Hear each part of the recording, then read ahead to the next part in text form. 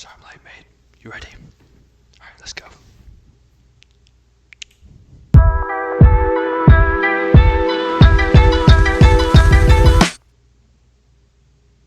Kumasta, my friends. Welcome back to IVVV.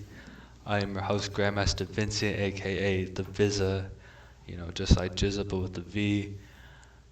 Anyway, please join me in welcoming our guest, the part-time astronaut, the former CEO and founder of Amazon Incorporated, and the Forbes fourth richest man in the world, Mr. Jeff Bezos.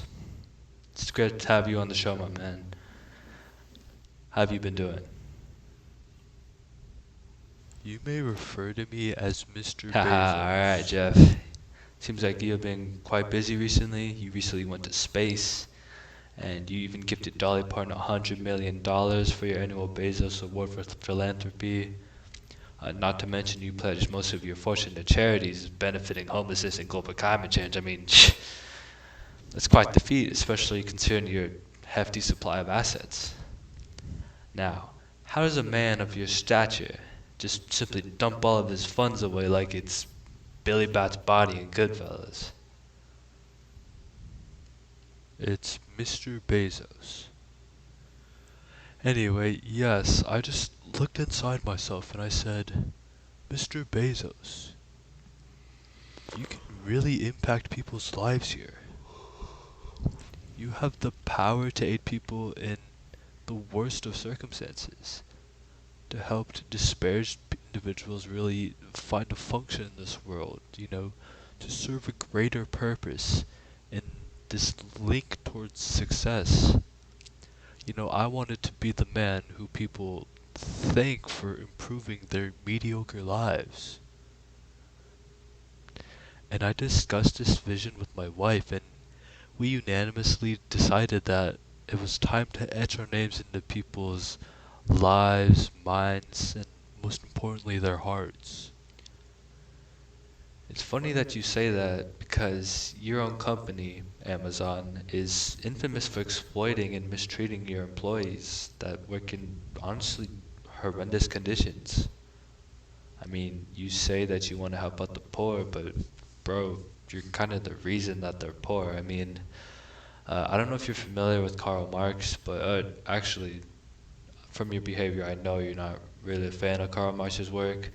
But he has this theory about historical materialism. See, he basically says that human history is driven by material forces, especially economic ones. Now, if economics determines human history, then the biggest earners in the world, such as yourself, will only be given priority over the well-being of the people that can't are unprofitable. The people that you exploit, for example, or your workers. Sorry. And you, the founder of a global market of capitalist exchange, are perpetuating the very things that you're trying to solve here, but you're kind of expanding them onto a global scale. The larger your company becomes, and the richer you make yourself, and also the politicians that you embellish, the more the injustices of Amazon will be ignored. You know? Well, yes, I benefit substantially from my employees' loyalty, which I appreciate very much, by the way. I mean, I sanctioned like at least a dozen raffles in the warehouses last year, but I think there's a silver lining to all of this. Humans need a way of connecting on a deeper level, on like an ideological base. Despite simply being a stop on the world tour that this product is going to go through, I think these workers are really going to see themselves as an integral part of the process of, really delivering something amazing to the customers. If they see Amazon as this big epicenter of global trade and connectivity, they will pounce on the opportunity to connect with people around the world. You bring up a great point there, J-Bo.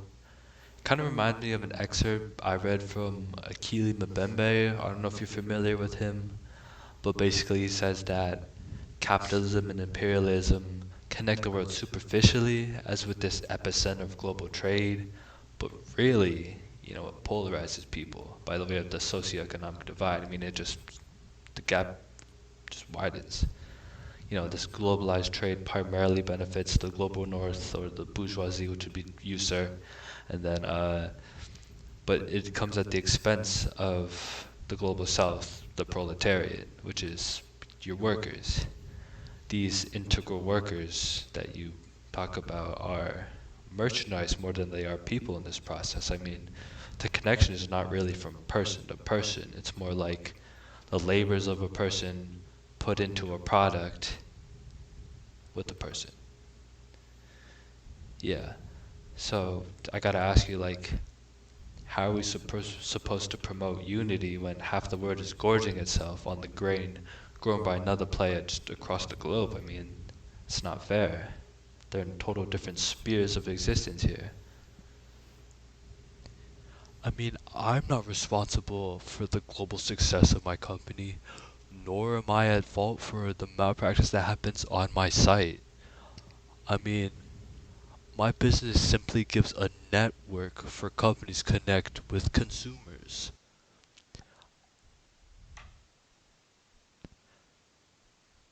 I have not dedicated my staff to mining precious metals or dumping waste into rivers. I mean, why should I carry responsibility for actions that I have no control over? I don't control these companies.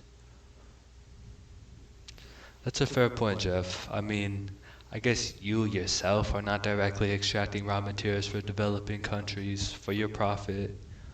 I'm not blaming you for capitalism, Jay. I mean, that would be unreasonable. But just because you didn't start the fire doesn't excuse you for fanning the flames. I mean, simply put, your indulgence in the fruits of capitalism has continued this cycle of economic exploitation of the global south for, your own pockets. I mean, I gotta say, like, you perpetuating these practices while knowing how impactful they are to other people is worse than outright the ignorance of past tycoons. I mean, what's that fool's name? Like, Purdue, Vanderbilt, yeah, whatever. Like, you can't blame him, bro. Like, but you should know better at this point. Now, I don't see why you were attacking me for giving to charity. I thought you people would at least be appreciative that I'm giving to charity to try and help people while you sit there and badmouth me. If your investment pays off, then I'll give you credit where it's due.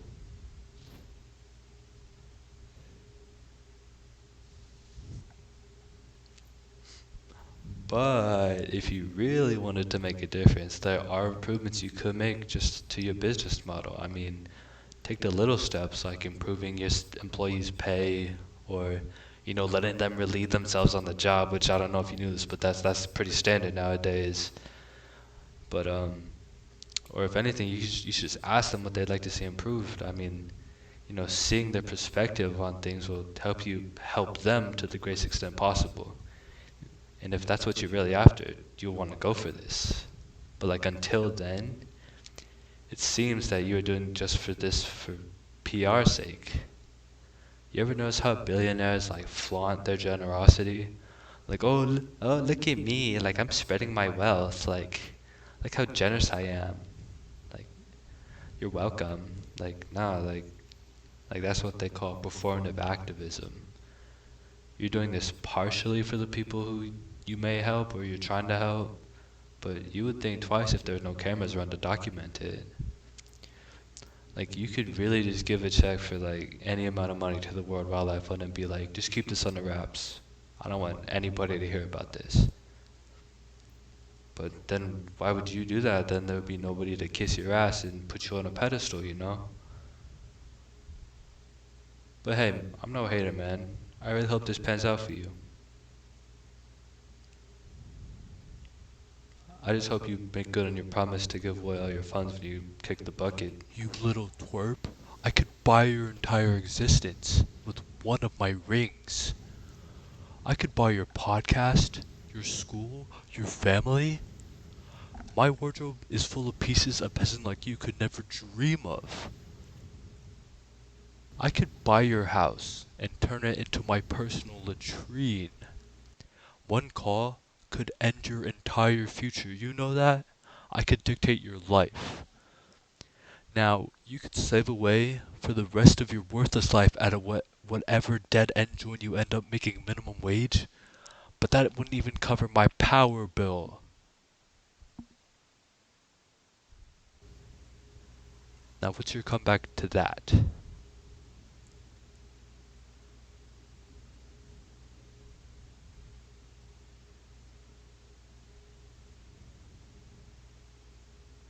Ah, okay, I got one. You're bored.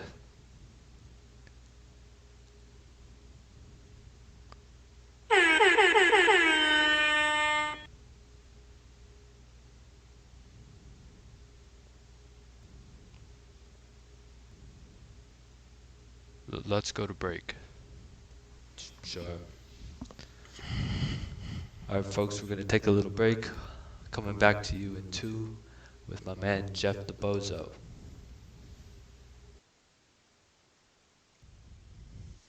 Okay, I will give you $50 to cut the tapes right now and delete all the footage.